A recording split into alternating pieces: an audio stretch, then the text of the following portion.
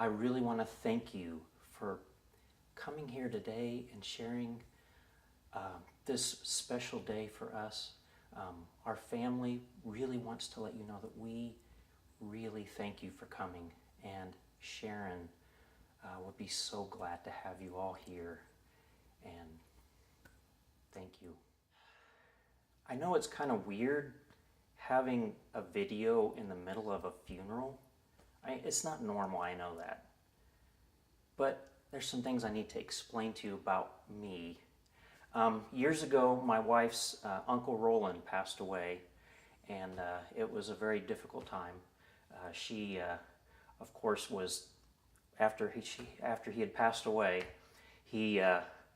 Sharon was able to say, okay, now you're going to go here, I'm going to go over to Maxine's house, you and you are going to come over, we're going to get her house all clean because she's going to get lots of visitors, the kids are going to come over here, so-and-so and so-and-so are going to watch the little ones, and so-and-so are going to keep the other ones busy, and she was just in charge. You do this, and you do that, and you do that, and she was just so in charge of things, and she came in, and the family really appreciated that. But as they were getting ready for the funeral, the family had written these very moving and heartfelt letters, and they wanted them read during Roland's funeral. And so they were under the delusion that I was some kind of great speaker or reader or actor or something, I don't know. And they asked me to read those letters at the funeral, and I was so moved and so touched. And unfortunately, it probably wasn't the right call, because I began to have trouble speaking. All of a sudden, as I'm reading these letters and I'm looking out, and all of a sudden my eyes start filling with tears, and then all of a sudden I can't even read the words, and I can't speak, and I'm just totally verklempt, and it was a mess. And so, we're not going to do that today. We've already learned that doesn't work right. I know it's not normal, but then again, how normal is it to attend the funeral of a wonderful woman who is 29 years old?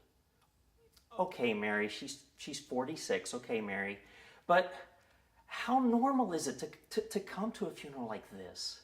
She was just an amazing person. I mean, Sharon was an amazing person. And I can prove it to you. I can prove it to you with physical evidence that she was such an amazing and special person. I can provide you empirical proof. I can provide you scientific evidence that cannot be refuted. Beyond a reasonable doubt, I can prove to you that she is amazing. And my first piece of evidence I would provide would be a mirror. You are the proof that she was an amazing person. We're all so much better for the way that she touched our lives. You want some more proof? Well, look to your right. Look to your left. Right there. Somebody that you know, somebody that you love, a friend, a loved one, a family member. She touched their lives too. That afternoon, when she got home from work, she took the kids out walking. She loved going to C.J. Hill Park, and her and Emily, and of course Molly had to be there.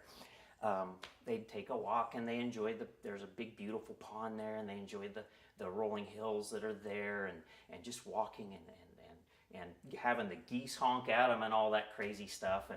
And anyways, so while they were there, Dawson had brought his scooter along because they had these nice cement paths that you can go on. And she just was doing just a really slow, really big loop, just waiting for everybody to come up and catch up with her.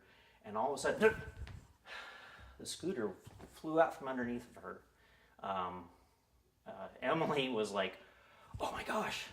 And of course, Molly was chasing after the ducks, and so she just yanked Molly. Man, she felt really bad because she was afraid she might have broke Molly's neck. But Molly's a tough little dog, and Emily came running over. Emily came running over to Sharon, and Sharon said, "I broke my arm." And Emily's like, "Oh dear."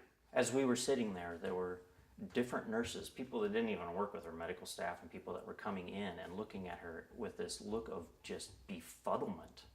And they're like, she is one tough lady. You have a very tough wife because she is under a lot of pain.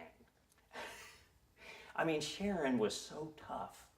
But what most people don't understand when she says that it was a level 10 is that she was in pain almost every moment of every day of her life. Her shoulders, her neck, her back, her hips, her elbows, well, not her elbows, that was going to come later.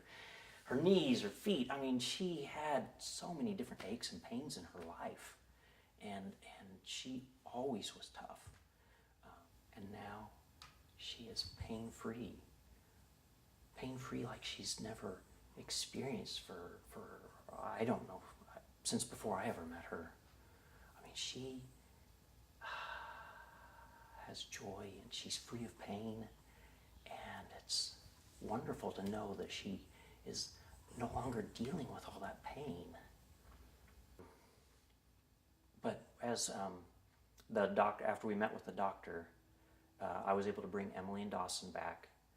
They were able to talk to their mom, and they were able to tell her that they loved her, and they were able to kiss her and spend a little time with her, and some laughing with her, and about how this is just, oh, can you imagine the stories we're going to have after this, and are you okay, Mommy? Are you okay? And kissing and loving, and that was a good time for them. I'm so glad that I brought them back for that.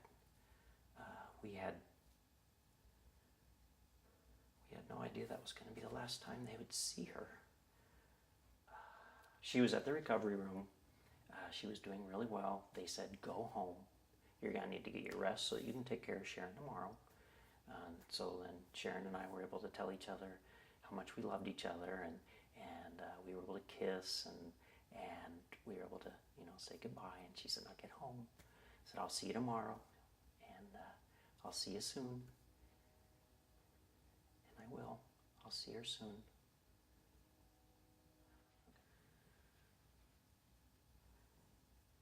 She was gone. The pathologist said if she experienced any pain, it was just for a very brief moment. And the next moment was spectacular. The next moment was awesome. I know folks like to say that heaven needed her. I'm not sure that that's really how it works. I think Jesus wants us to be here where we can reach out to as many people. She reached out to as many people.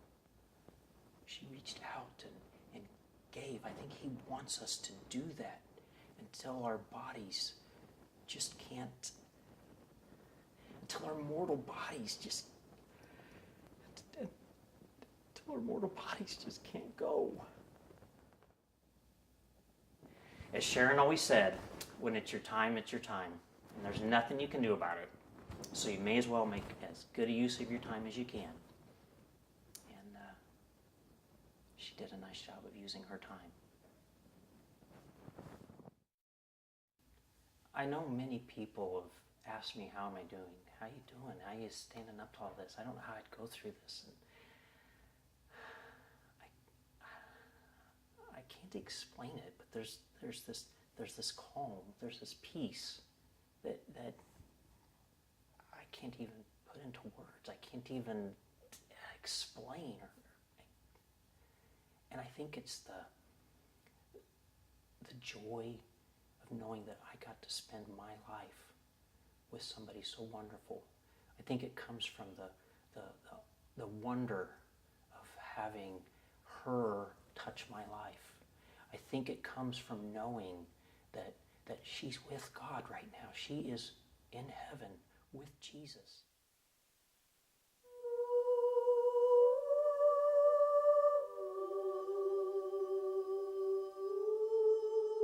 I think it's just the wonder and joy of knowing that I got to spend my life with somebody so special, so precious. We made great memories together. We took awesome trips. We have 2 beautiful children.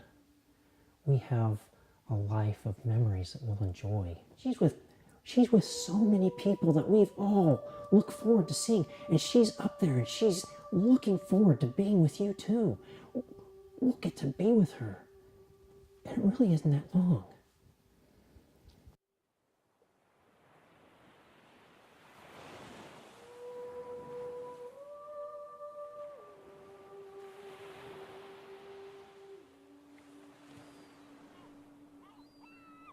One of our final moments with Sharon was this last weekend. We went to the beach. It was Wrightsville Beach. She loved going to the ocean. She loved spending time with her family. It was wonderful that all four of us were together, just enjoying the beauty of nature and the ocean. She loved the beach. She loved her family.